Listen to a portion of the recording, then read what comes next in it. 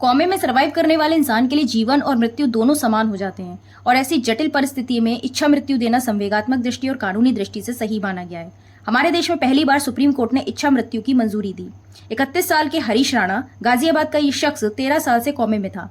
Ventilator पर 13 साल का लंबा समय बिता चुका था। हरीश की जिंदगी सिर्फ और सिर्फ लाइफ सपोर्ट सिस्टम के भरोसे ही चल रही थी। बेड पर ही बेचारा अपना आर्टिफिशियल जीवन जी रहा था। हरीश के माता पिता अपने बच्चे की ऐसी स्थिति को देखकर सुप्रीम कोर्ट से इच्छा मृत्यु की मंजूरी मांगते हैं, जिसके बाद सुप्रीम कोर्ट सभी प्रोटोकॉल्स को मानते हुए पेशेंट को डेथ विद डिग्निटी मतलब पैसिव यूथेनेसिया की परमिशन ग्रांट करता है।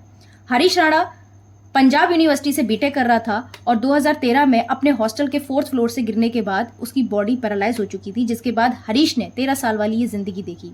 डॉक्टर्स ने हरीश को क्वाड्रिप्लाजिया नाम की बीमारी से ग्रस्त बताया। इसमें पेशेंट को नली से खाना पीना देना और इस बीमारी में रिकवरी का कोई चांस नहीं होता है।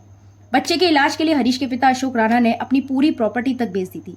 भाई दुनिया का कोई पिता अपने बच्चे की कभी भी इच्छा मृत्यु नहीं चाहेगा, पर हरीश के पिता एक अच्छे पिता होने के साथ साथ उन्होंने एक मजबूत इंसान होने की भी मिसाल कायम की। वैसे इच्छा मृत्यु जो है वो 2 तरीके से मानी गई है।